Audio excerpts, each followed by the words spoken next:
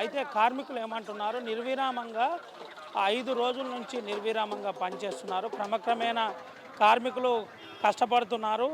ఏది అనకుండా, చెత్త అనకుండా, ఇంకోటి అనకుండా పనిచేస్తున్నారు. బాబు ఎప్పటి నుంచి పనిచేస్తున్నావు?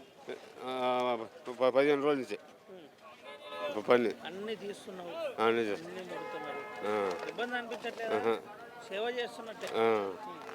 ఎన్ని రోజులు అంటే ఇప్పటిదాకా ఎంతమంది మీ కార్మికులందరూ ఎంతమంది వచ్చారు? వచ్చారు ఒక 500 మంది వచ్చారు. ఎన్ని రోజులు పనిచేస్తున్నారు?